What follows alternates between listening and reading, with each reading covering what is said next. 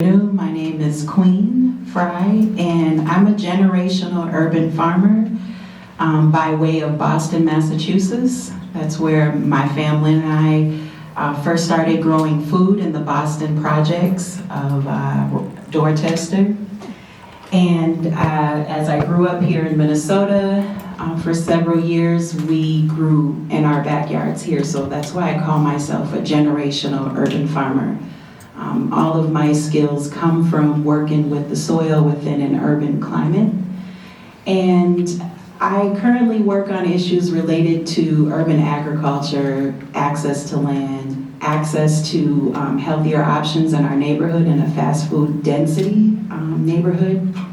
And yeah, and I'm also continuing to explore other urban cities across the US.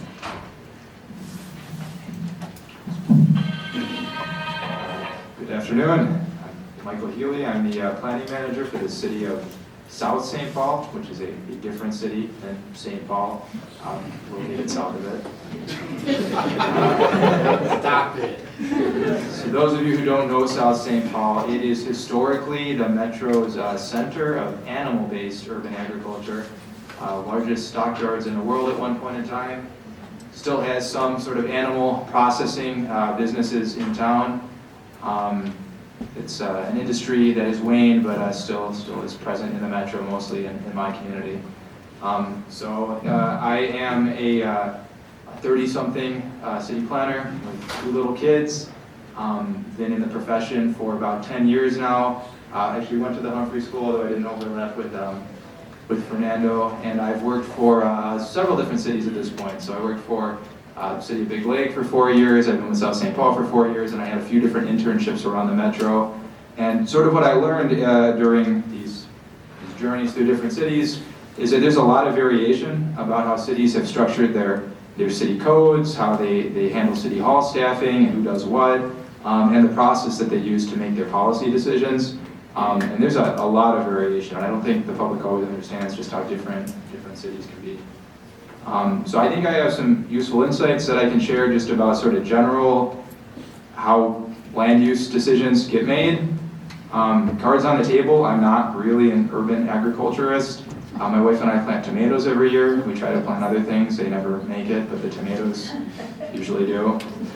I have done some limited work with urban agriculture. I wrote a backyard chicken ordinance in Big Lake after my city council finally decided they were ready to allow that. The reason that I'm at this conference is probably less to do with what I have personally accomplished for urban agriculture and more just that zoning laws have a huge impact on what you can do with land, and zoning laws are pretty hard to understand for a lot of people. It's kind of my personal mission to demystify planning and zoning for the people of Minnesota, so maybe we can do some of that today. And I don't know, I'm the only one that has slides. I have a zoning map and a few other more technical documents if you want to show it now. I mean, I've got an elevator speech, that's all I'm going to give you on some of this stuff. But this is the community that I work for. This is South St. Paul, and basically the city's divided into zones, industrial, commercial, mixed-use, residential, and there's different rules for what you can do with land in these different zones. And that's going to affect, if you're ever trying to get land in the city, you're going to run into that system of regulations. So I think maybe that's it for now, and we'll keep things going. Thank you. Well, as you can see, we really have a quality panel here that we're going to have an opportunity to ask a lot of questions of. A lot of understanding of land planning, land use, and impacts to urban agriculture. So we've got a couple of questions that were posed earlier by the group that we'll ask, and then hopefully we'll get through those and get into some of the questions that you might have on your minds here today. So we're going to begin with Dr. Burga. Could you tell us about a success story in land access? What have you seen that is working well?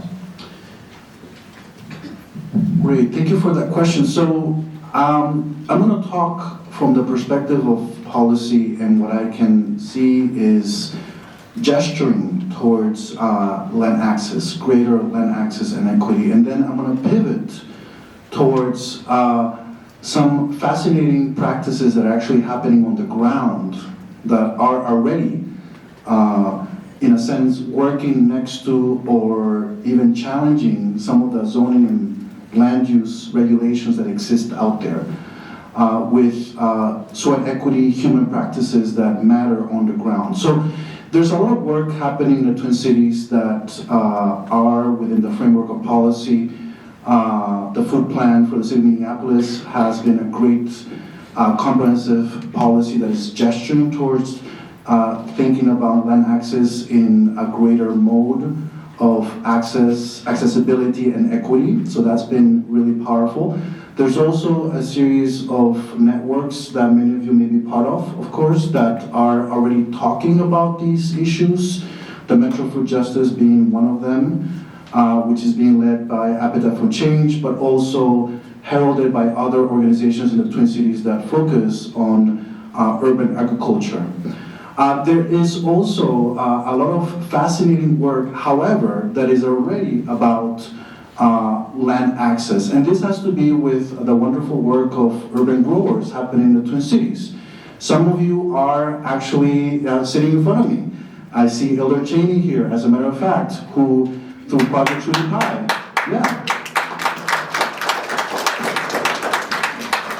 has already, through his own practice, interrogated and questioned and actually done land access through his work.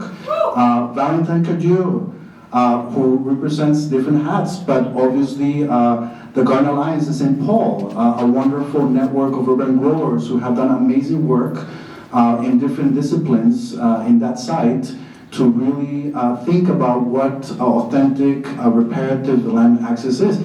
And last but not least, because there's many others who I'm not mentioning, Queen, who's also here with me, through Our Roots Garden, who's already doing some of this work also, like others like her, in North Minneapolis. So I just want to pose what we think about what works and what doesn't work, perhaps, as something that is more of a panorama or a broader range of practices and policies.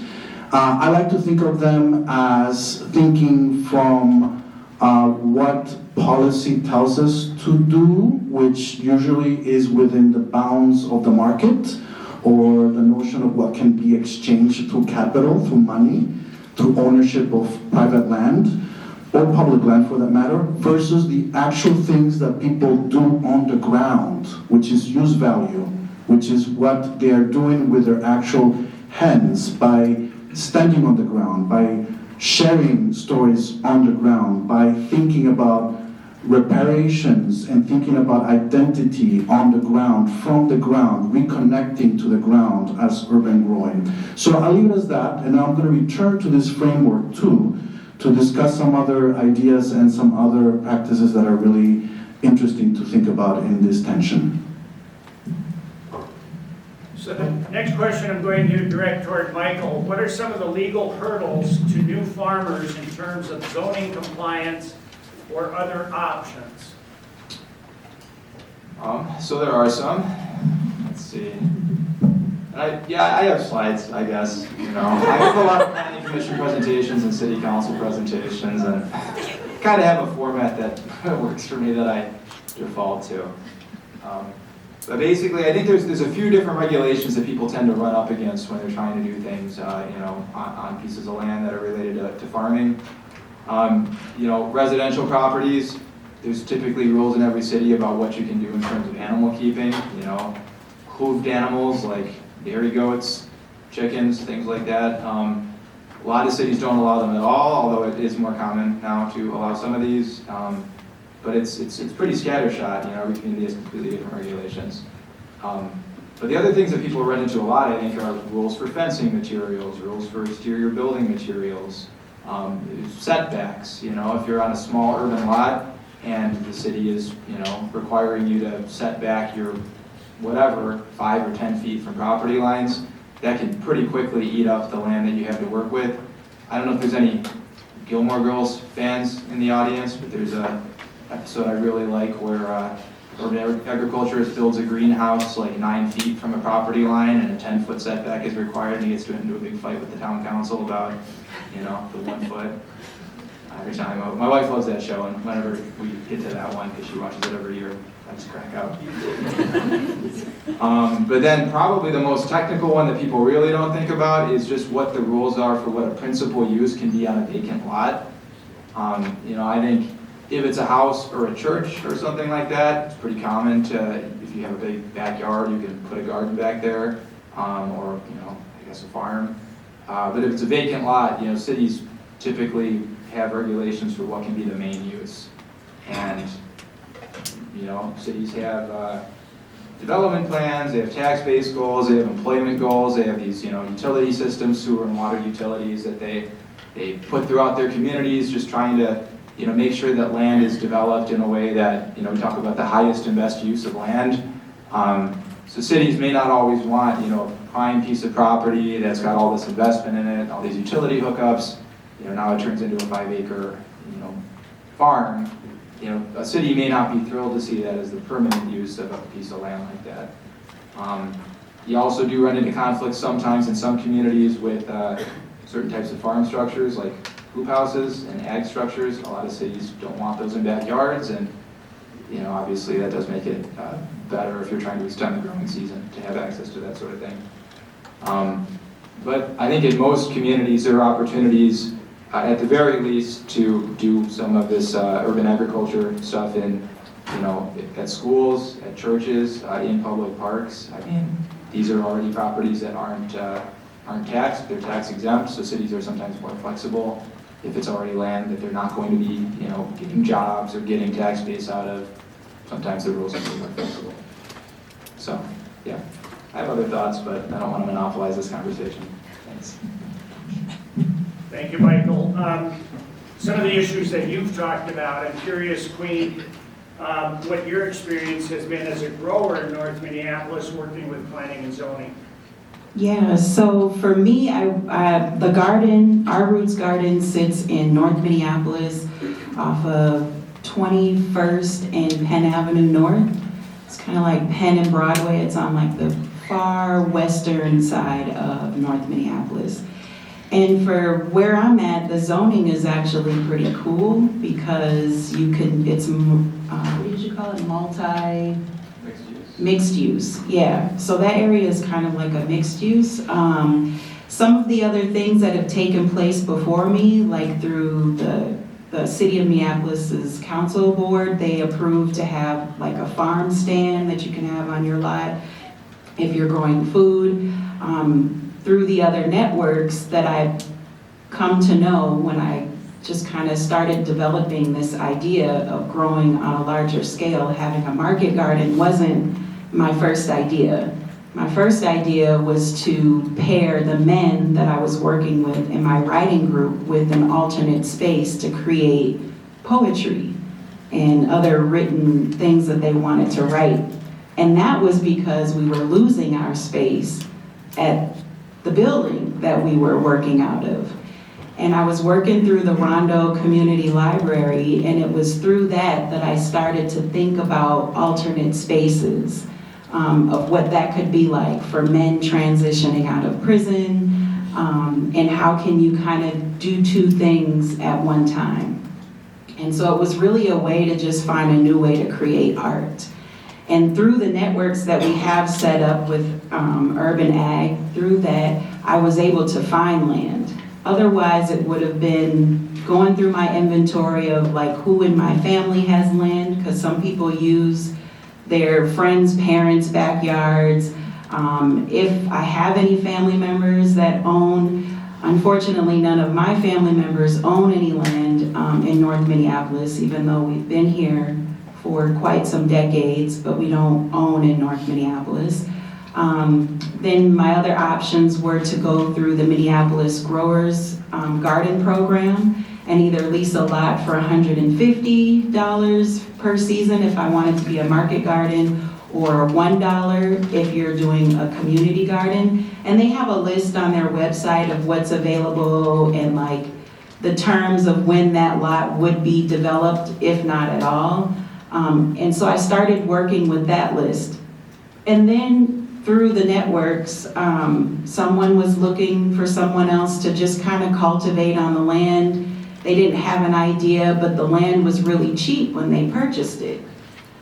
But that never, I never thought about purchasing. When I went back and I looked at the prices of vacant lots, I was like, wow, a group of us could have got together, even with like our refund from our tax money, if you get a refund that year, and we could have taken a small amount and co-owned a piece of property, which I never brought that plan into fruition. But so what did happen was that another private owner purchased this land for a small amount of money and just wanted somebody to do something good. And I was like, well, my idea with the men, the writing group, this would be perfect. But then, how we all know how the years have gone by with COVID, and it developed into something even more and even better. So for me as a grower, my experience within like planning and zoning, having access to land came about by just finding out of the way thinking of, instead of me purchasing this land, what are some other ways that I can acquire land to just do something or to just get started on my plan and show the proof so that I can do something bigger and something better, or with larger organizations. And so for us, we can sell our food on the lot, we can have small structures. The things I like to make sure that we can have are the basic infrastructure items that every garden needs and should have. And other than that, I don't see the need for anything extra but to have like your basic needs met and then add a little bit for like aesthetics and making your garden look pretty. But to get your food growing, there's just very minimal things that you need to have, and they do fall within the zoning and planning for the city, at least for me where my garden is. Thanks for that perspective. Where do you think urban farming is going to be headed in communities over the next 5 to 10 years? And what do you see as the opportunities, really for any of you? I'll share that I hope the next 5 to 10 years is not like the 15 years that the lot sat vacant before I was able to grow food there. Yeah. And I was only really able to grow food there with a free conscience because I knew the owner. If I had just went to the lot, oh, this is a vacant lot, and decided to pursue my vision there, the city would have come in and said, you can't do this, you can't do that. So I hope that's not the case for the next 5 to 10 years, that other lots don't sit vacant, and that something can be done with them, because we need better options with our food, especially in North Minneapolis, because there is existing data that links the fast food density to our underlying health conditions, and that's really a major concern for me. So I guess my 2 cents is that it seems like a lot of communities are focusing more on livability these days. I think there was a period of time, maybe 70s, 80s, 90s, where a lot of cities were just sort of focused on the rules and following the rules and sort of rigid frameworks and requiring everything to have a large parking lot and just sort of enforcing all these very rigid rule structures. And I know, at least the cities that I've worked in, there's been a lot of openness to sort of reforming zoning rules and making cities more fun and listening to residents and taking things off the books that don't need to be on the books anymore. And I know I've pushed that very hard in cities that I've worked for, but I see other cities doing it too. At least in the Twin Cities, I think you're seeing more openness to sort of denser housing types. People that live in apartments or townhomes or twin homes may still want to do urban agriculture. So I think, community gardens and other sort of creative ways to use pieces of land. I think people talk about green roofs and other sort of gardening opportunities, and I don't know how much of that there's been so far, but I think cities seem like they're getting more open to things, and I think people are getting more creative, so I guess I'm optimistic, I don't know.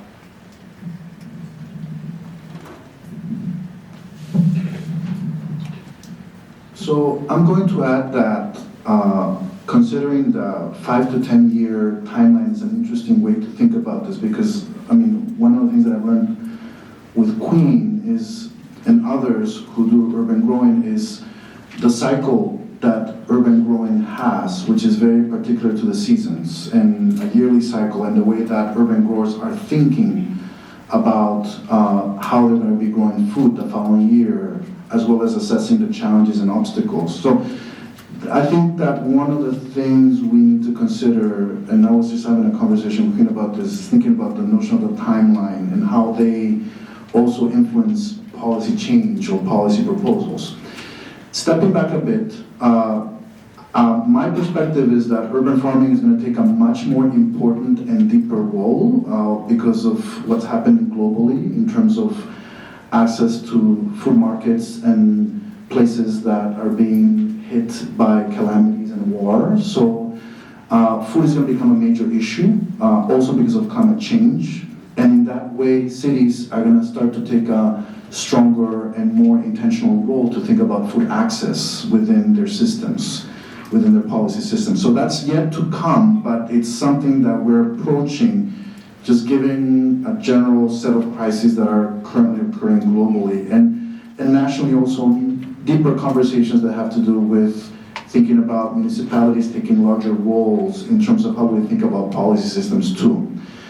I think that there's opportunity for some interesting thoughts. One of them is better policy literacy. So there's the opportunity for staff, planners, municipal policymakers to think about how they can translate their policy to people who are not, always reading zoning maps or land use regulations.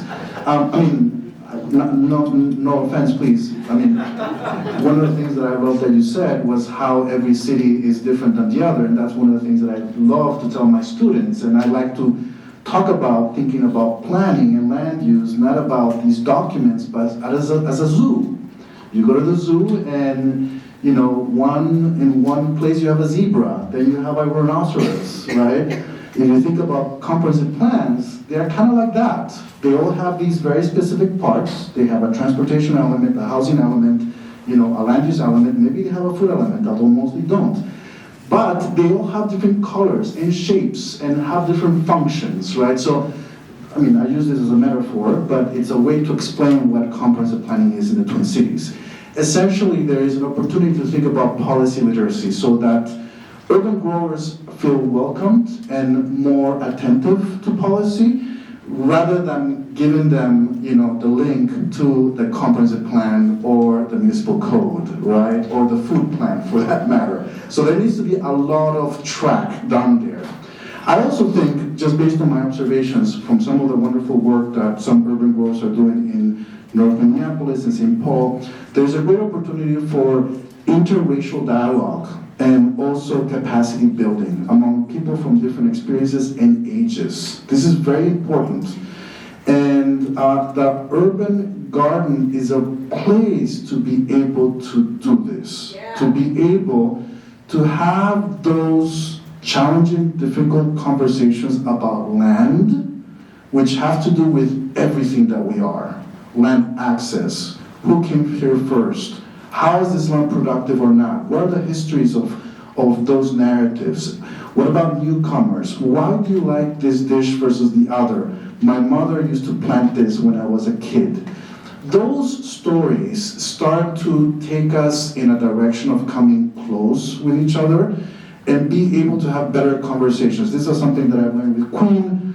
We've done a lot of work trying to move forward, thinking about this. How do our own experiences, I'm a Latino cisgender man, thinking about my own experience and in my relationship to the land in terms of that understanding of interracial dialogue. And I think there's a lot of capacity for that. So I'll leave it at that and get back to you.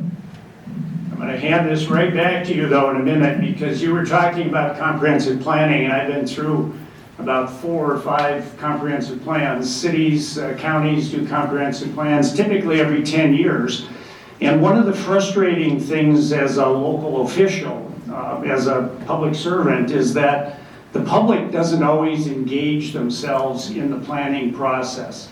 And for particularly communities that are around the metro area, we're doing those plans, submitting them to the Met Council for review and that type of thing. What would you suggest to urban agriculturalists about maybe the opportunity to become engaged in comprehensive plan development? So, one of the things that is really interesting here in the Twin Cities is that comprehensive plans matter, actually. This is very unique in the US. Most cities don't care about their comprehensive plans. I'm not going to use a bad word, but they don't give up about their comprehensive plans. It is very unique here in the Twin Cities that there is actually a robust comprehensive plan system that is regulated, well, not really regulated, but it has some statutory mandate according to the Met Council, right? This is an old story of region versus municipality and the tensions that go in who decides, and I sue the Met Councils versus not, whatever. It's a long story. There is also a certain set of traditions throughout the Twin Cities that have to do with community activism from the ground up, right? And lately, actually, we saw this in the past, the last comprehensive cycle, that there were a lot of folks from different communities, from different municipalities, suburban to urban, who advocated for food systems as an element, as an issue, as a topic in their comprehensive plan update. So what can cities do? Continue the work of policy literacy, opening up these conversations, educating, providing materials. There's a lot of funding, actually. If you want to look for money, there is a lot of funding around this topic of policy literacy out there, as a matter of fact. What's important is to identify the players, understanding who the actors are, and who is included and not has been traditionally included in those conversations. From there, to be able to have a more robust, more intentional set of actions about how can we start to talk about food systems work, because people are already doing this work with or without the plan. How many of you actually read your comprehensive plan? You have to. No, I mean, let's be honest. I ask my students this question. How many of you have read the comprehensive plan the first day of class, and they all want to do planning and change the world and do bike lanes, right? None of them has. None of them has. I mean, nobody really cares about the comprehensive plan. It's okay, I don't watch the Gilmore Girls. It's okay, that's your cup of tea, not my cup of tea. It's totally fine, right? But we need to, in this place, in this society, in this location, we need to do that because it does matter. Comprehensive plans matter. It is, I've had council members from the city of Minneapolis call me to ask me, what's this whole comprehensive plan thing going on? And I'm like, well, I also didn't pay attention to this before I came here to Minneapolis, but you know what? If you want to get this done this way, if you want to think about funding this way, if you want to think about writing an ordinance this way, get involved in this right now. Because this thing has power and money and influence behind it. Sorry for being so pragmatic. But my point is that there has to be work done, and I think policymakers, there's a lot of great people, actually some of you are sitting here. Grace, you do some of this outreach work. Some others, I'm sorry, I'm kind of blind, as you can see by my glasses. Some of you already do this work, and that needs to be funded, supported, engaged, so that there is better connection between the municipal staff, who are barely making it and trying to survive and doing their best, and those advocates on the ground who are spending time and energy growing, because that's what matters to them, and thinking about the next cycle. There is that gap. We need to get out of the offices, into the streets, and also welcome the streets into the offices and make it a place they call home. So really, the things that impact you as growers, those things need to be raised during the comprehensive planning process. And then Michael will tell you that you live in. And hopefully some of that communication with the planners has occurred even prior to working on the comprehensive plan, because people like Michael can have a significant influence on the comprehensive plan within the community they're working in. So they're sometimes are the eyes and the ears of the governing officials, and they'll say, well, you know, we had a number of urban growers come in and talk about this, and all of a sudden you've got a policymaker then embracing that concept, and then a guy like Michael that has the know-how to and the skill sets to implement it into the ordinances. So, Michael, you may have some comments on comprehensive planning as well.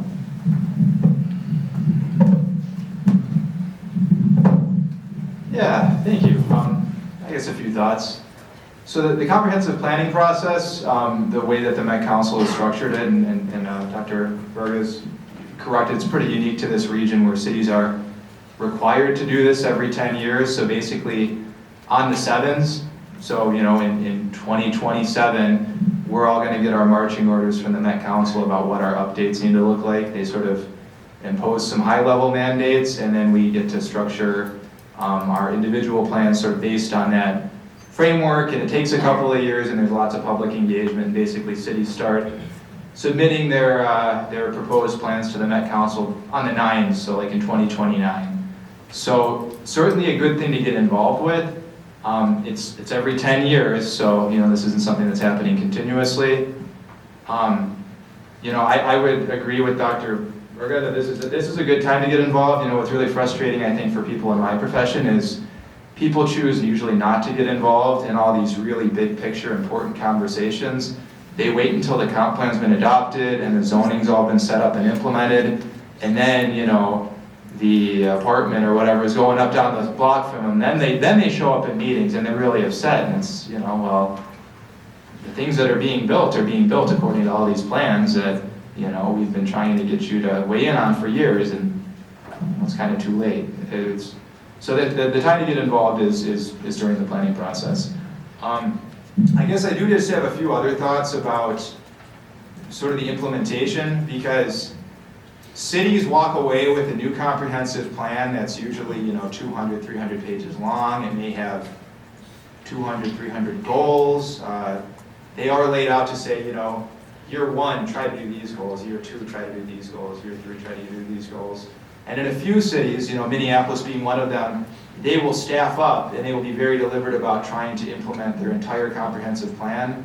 The vast majority of the smaller cities and the suburbs, you know, they have 1 or 2 planners. So it's, you know, maybe me and one other person. We're the same 1 or 2 planners in 2029 as we are in 2030. So the implementation, a lot of cities don't implement all their goals. You know, they implement the key ones, they implement the ones that are really important to the city council, and they implement the ones that are really important to the community that people are, you know, asking for. And I think what maybe people realize but don't always realize how significant this can be is every city has advisory boards. You know, cities are required to have planning commissions, but a lot of cities will have sort of a sustainability council or a parks and recreation board. And these boards typically do have some amount of influence on the city council when it comes to helping them prioritize things. And, you know, in the case of a planning commission or maybe a sustainability board, sometimes they have either official or unofficial sway in terms of getting like a draft ordinance in front of the city council to look at or vote on. You know, an ordinance is essentially a law. Somebody has to write it, and they're pretty cumbersome to write. Usually it's me writing them for all of our departments at South St. Paul, because I kind of like doing them, and most people don't. I like ordinance writing and Gilmore Girls, you know. But there are sort of a lot of ways that you can get to yes on some of these things, and if you're open-minded and you sort of do your homework, you know, a lot of city councils, you know, city councils in the Twin Cities for random suburbs, it's not 5 professional full-time city council members. It's On my city council, we have someone that runs a daycare, an insurance broker, and a retired school teacher. These are just, these are folks that are passionate about the community, but they're not policy experts. And a lot, they don't want to be guinea pigs for new ideas. So, folks like you, if you've seen things work in other communities, or of things that have worked well in Montana or Colorado, and you have pictures, I mean, when you get involved in those advisory boards and you bring those pictures forward, that can make it easier to get some things done than, just submitting an email comment during the comprehensive plan process saying, please look at this. So I just encourage more involvement. Clean, I was intrigued with your comment about the lot that became available that had been sitting empty, and that, it seemed like it was an afterthought about maybe buying that land, but obviously land ownership is a key element of land use. What do you see as the challenges for you in, say, North Minneapolis with respect to land ownership?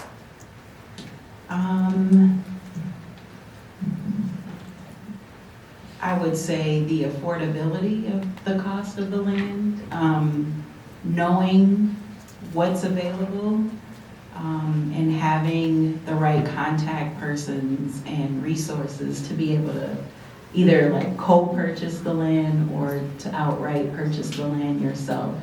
Because when you think about who the buyer is, you have to think about that person individually and how some systemic things have affected their lives. So access to resources to just purchase land might not be that readily available. It might be that not that easily attainable if you have,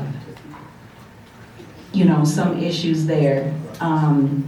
Knowing who you want to partner with, and if you guys have the same vision, sometimes going into a partnership doesn't always go the same way. Sometimes we might all be urban growers, but we may have similar or differences in our visions and how we want to get there. So, you have to have a partnership that has compromise. Maybe both of your ideas can fit. But there's another landmark, I think, that is starting to sit vacant longer than the lot that my garden sits on. And that's the infamous Burger King building that is still sitting there. I can't remember exactly when it went vacant, but before that it was a Dairy Queen, and I remember the Dairy Queen being vacant for quite some time too. And so I wonder, like, what's wrong with that parcel? But you see, like for the last 5 years, I've been driving up and down Penn Avenue, and there's a whole strip of vacant land between 29th and 30th. And so I see all these opportunities and what would be a great space to kind of move to the next level with urban ag and our sustainability within North Minneapolis. But it's like, how do you get that parcel? There was another parcel just across the street from UROC, across the street from the 4th Precinct, and it used to be a barber shop. I think the sign still says Mass Appeal. But that was on the market, and it was for $500,000. And I was like, who around here can afford that? The affordability of these lots are being inflated. And so I wonder if now, as an urban farmer, I'm thinking in my mind, like, ooh, well, does this comprehensive plan include any of this land usage in there in ways in which that myself and other urban growers can use these vacant parts to really be distributed back either through the city of Minneapolis or the city council, like who can also support us in getting these lots, because you see that Burger King sitting there for years upon years, and you can visualize something else being there, but it's like unless you have some investor from somewhere or something, that's exactly what it does. It sits there year after year after year after year when it could be providing some type of vital energy to that community. And so there's another spot, Brick's Grocery Store, is the oldest grocery store in North Minneapolis from the 1800s, and that parcel right now is vacant, and there's a vacant land next to it. And so my thought is, how can I utilize that space to leave something tangible that transcends time within North Minneapolis, like our own garden center?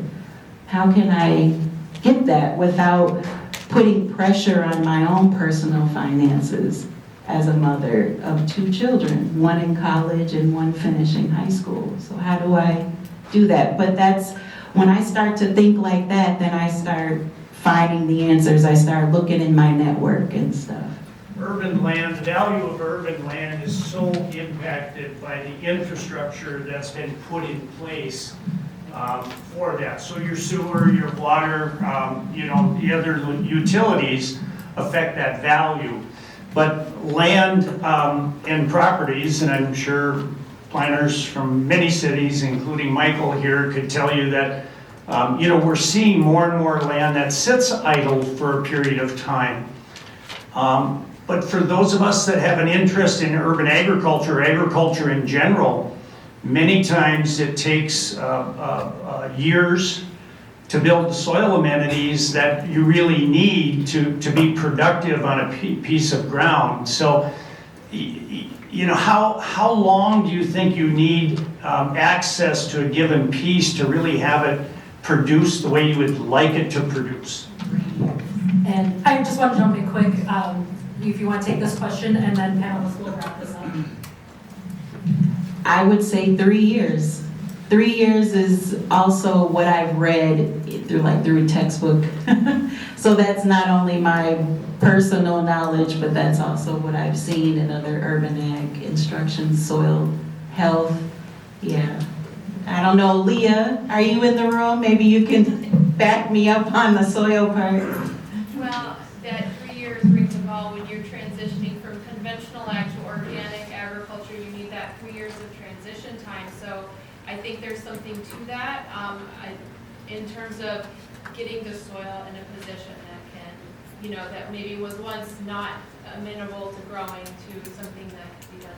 But yeah, I have soil health resources at the U that people can ask me about soil testing and things like that, and I can provide more info on that. So at least 3 years. Rachel, do we still have some time for questions from the audience or not? One burning question. Go ahead. I have a burning question. I'll also just quickly say Department of Agriculture's land link and land stewardship projects, land matching would both be great resources to get an urban side of. Like, it's not easy to use with small land. So my big question is, when we have this conversation next, how can we think about not just, basically one of those barriers that we're talking about between the lines is that it's really hard to access any of the infrastructure for agriculture when you're on the scale of urban.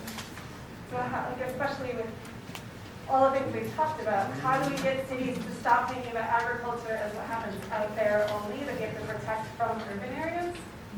And yet cities to think, how do we incorporate this? This is part of what we need to live.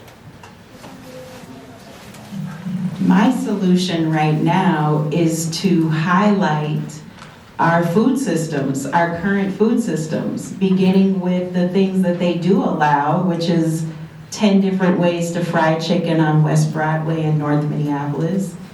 The longevity of our health, the life expectancy gap of the people that live in these fast food dense neighborhoods, the predisposition to cardiovascular disease, high blood pressure, diabetes, and it's almost like the inability to really revive your own health because of the options that you have in your community.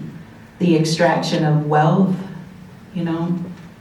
I would make a case for reparations or make a case for the necessity of urban agriculture based on our fast food dense neighborhoods and how that can really turn around the health of the individual, the health of the community, and the health overall. I would kind of start to link that data and that information.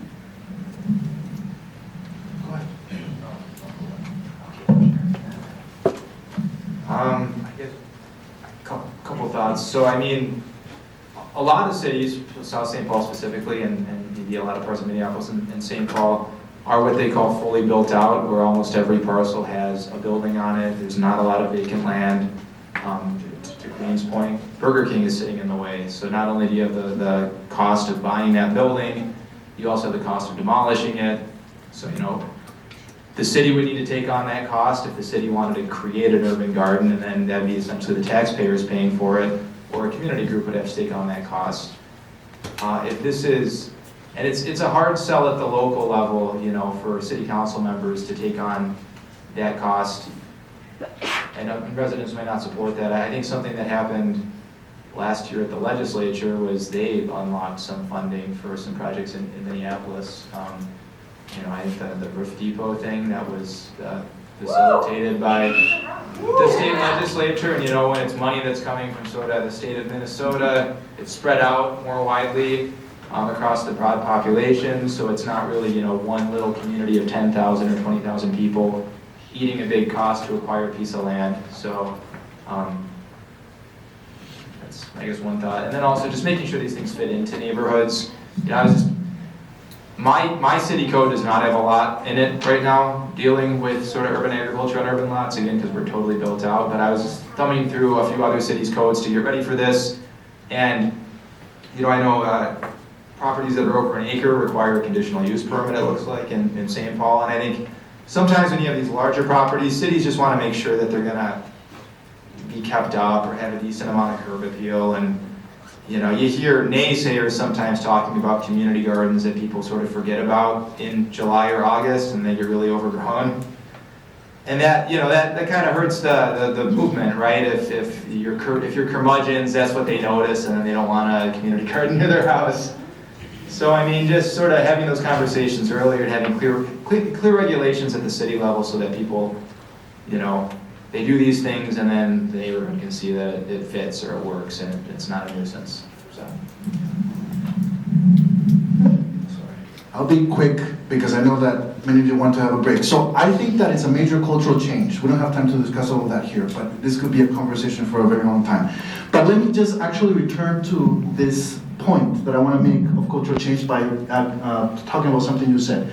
So you presented the notion of how long does it take to see the actual products, right, of an urban farm yielding result. And the conversation was about 3 years at least, right? Well, it takes about 3 to 5 years to actually get a project from imagination to construction. Why do we think differently about an urban farm? Because we just choose to think about it differently. Certainly, you can claim that there's more capital, more money, more fruition, right, in terms of your pocket by having X number of units in a site, right? And we can talk about that. But we have to also pay attention, and this is the cultural change needs to happen, the way we frame and think about things. We need to be able to find, identify, and claim success for those pilots that make the curmudgeons who want, you know, a certain type of imagination of construction, built form, you know, city to look like, to offer alternatives and claim them, document them, offer them, archive them, show them over and over and over and over again until it tilts. So that's the work I think that needs to happen. Queen, you mentioned all of the health issues related to our poor eating habits, quite frankly, and Michael, you mentioned about outside funding, maybe broader funding coming in from a state source or something like that might allow some of the work to happen. I do know that there is statewide health improvement program funding that comes into the county. Counties are always looking for proposals on how they might utilize that funding to improve health within the communities that we serve. So therein lies maybe a source for some of you to look into that might provide an opportunity of funding to encourage and enhance urban agriculture. So, you know, I was impressed with the background, the discussion here of the panel today. I wish we could talk the rest of the day about this issue, but I know there's a water panel that's coming up that I'm actually interested in listening to as well, because obviously that impacts the resources that we have as communities, as individuals, and so that's an important topic that we need to cover as well. I really want to thank all of you for your attention. If we could thank the panel, and then I know there's some refreshments, some food, snacks,